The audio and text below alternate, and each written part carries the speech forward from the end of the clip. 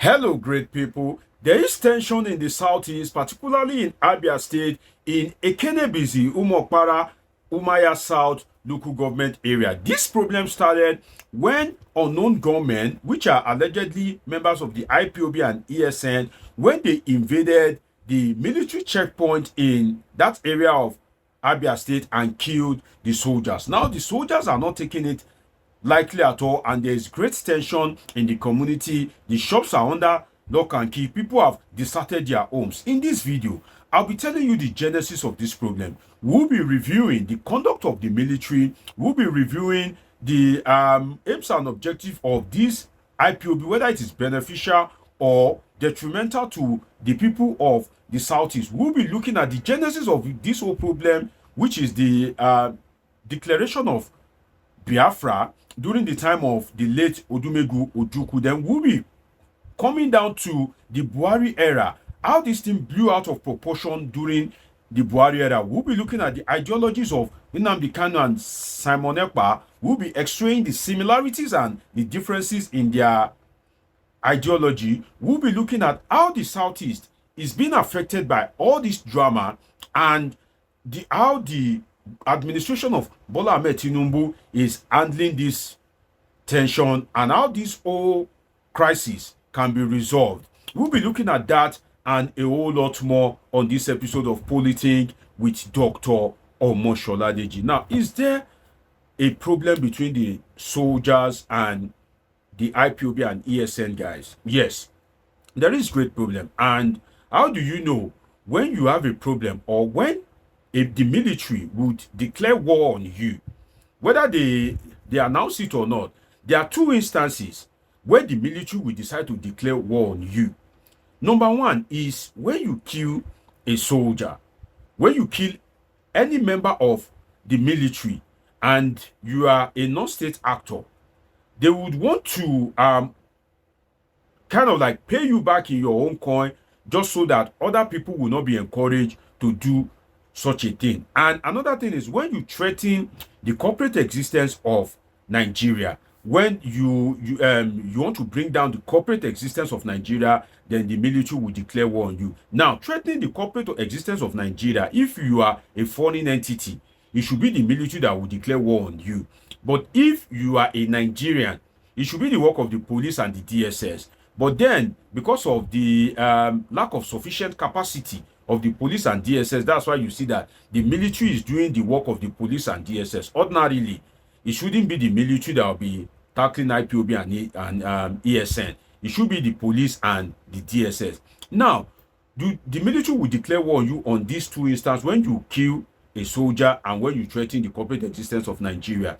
Now, the IPOB and ESN are involved in these two things. They want Biafra, and a soldier has been killed. But we won't be doing justice to this thing if we don't trace it back to some of the things that have been done. First, I need to say that it is wrong to kill a soldier.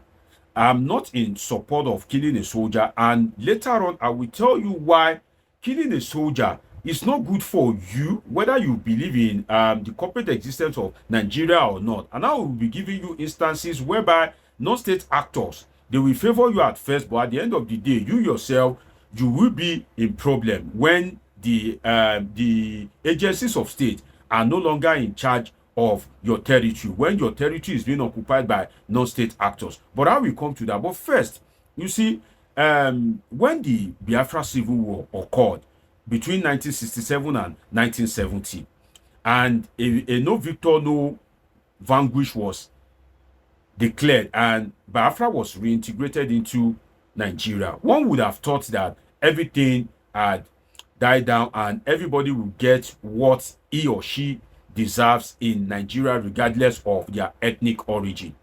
But then that has not been the case. Since Alex Ekwueme became the vice president, the Igbos have not had much opportunity to political power.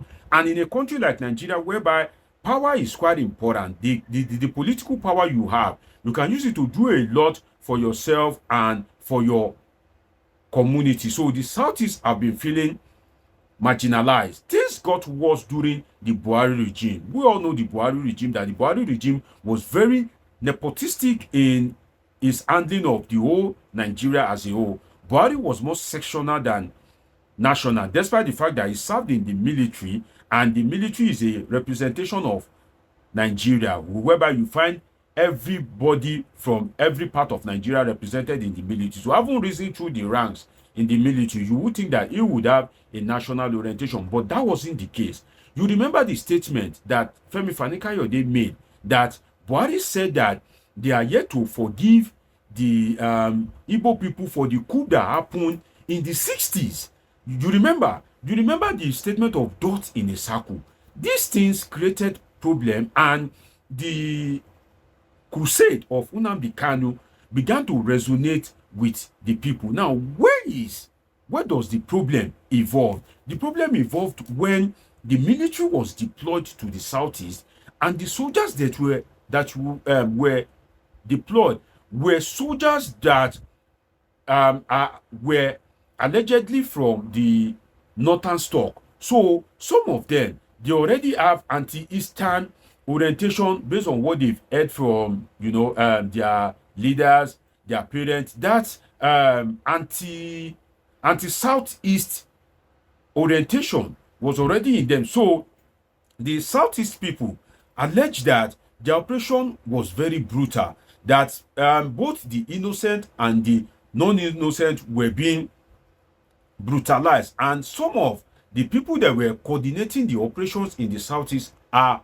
core northerners. So rather than for them to perhaps handle the operation in a civil way, like in a good way, realizing that these people were Nigerians as well, there were some people that were not part of the IPOB but suffered some form of brutality. So this increased the ranks of the IPOB, because if you suffer a brutality because of IPOB and you are not part of IPOB, then you think, okay, let me go and join IPOB.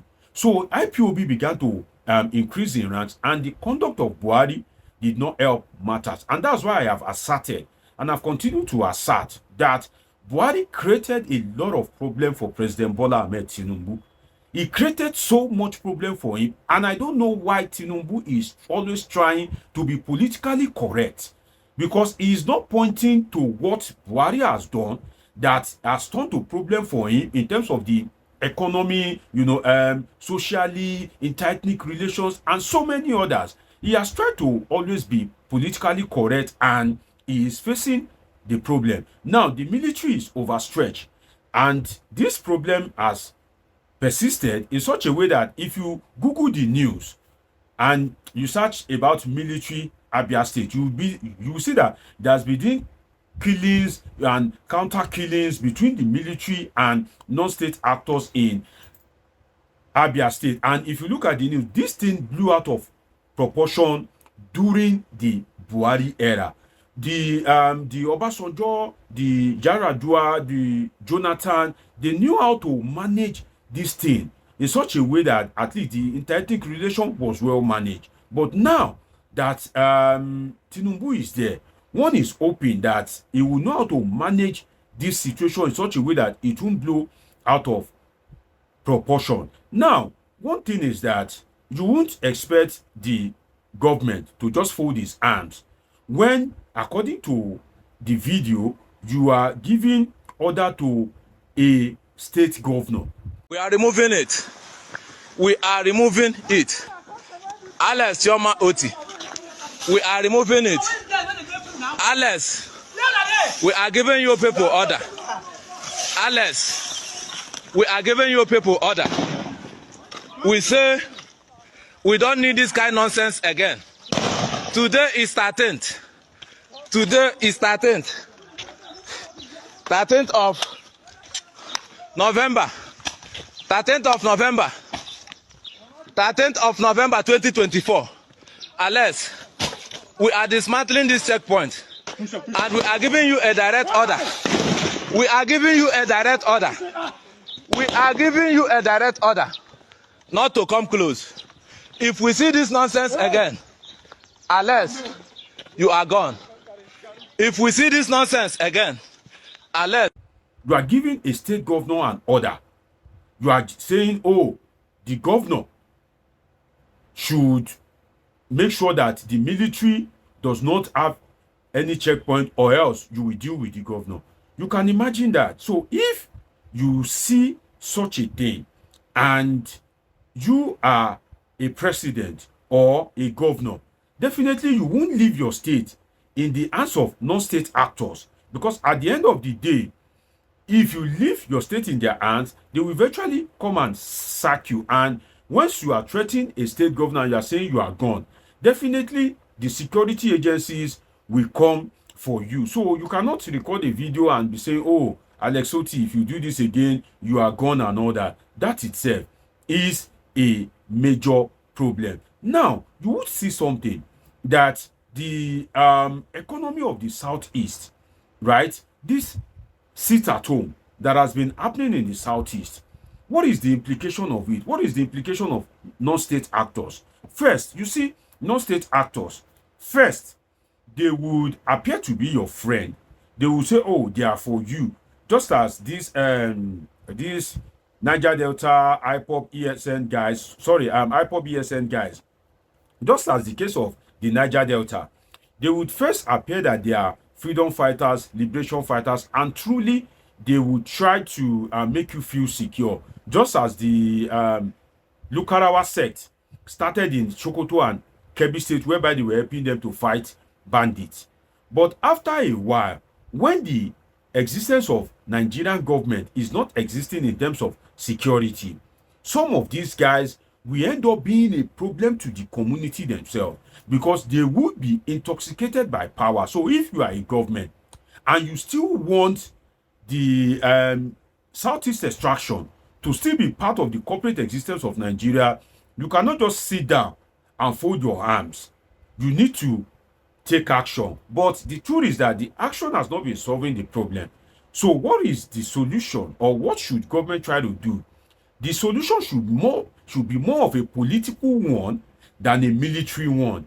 When you've been deploying military, and there's still no peace in the Southeast, why not try a political solution? When there was problem in the Niger Delta, you gave them a Goodluck Jonathan as the vice president and eventually became the president.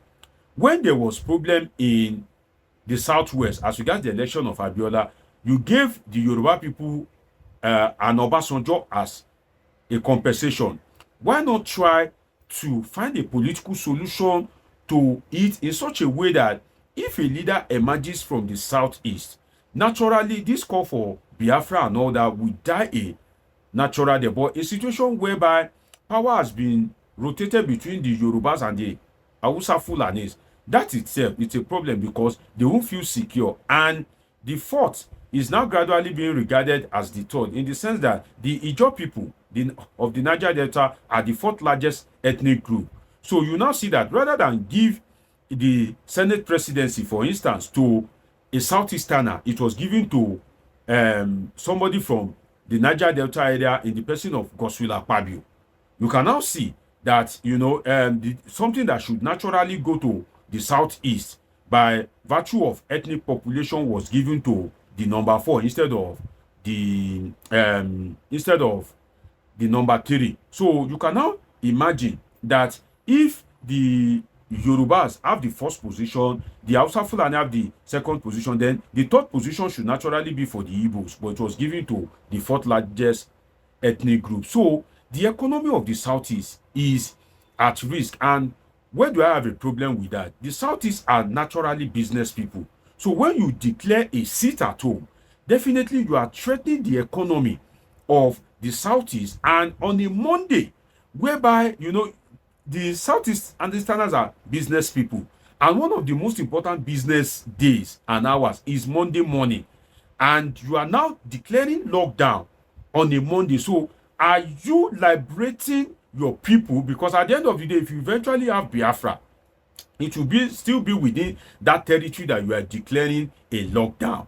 And at the end of the day, when the lockdown is when the Biafra, if it eventually gets achieved, then you would have destroyed the economy of the Southeast. And at the end of the day, if Nnamdi Kanu is released, is, this thing may have blew out of proportion in such a way that people would have been profiting from it and they may not even obey Nnamdi Kanu anymore. But I believe strongly that Nnamdi Kanu should be released, if not with immediate effect, because if Sunday Igboho is released, if bandits and terrorists can be forgiven and rehabilitated, then why detain Nnamdi Kanu? And that's why I said that it is more of a political solution that is needed to resolve the crisis in the Southeast. The Southeast should be given their rightful place in Nigeria. They should be adequately compensated, and I think that this will douse the tension very strongly. It's been an interesting time with you on this episode of Politics with Dr. Omoshola Deji. Dr. Deji is a political scientist with a PhD in political science. This is where we relax and analyze politics and happenings in the polity. Do you want to subscribe? Turn on your notification button. Catch up with my past videos. And of course, I have great interesting videos coming your way. Till I see you again, always know that I love you all sincerely.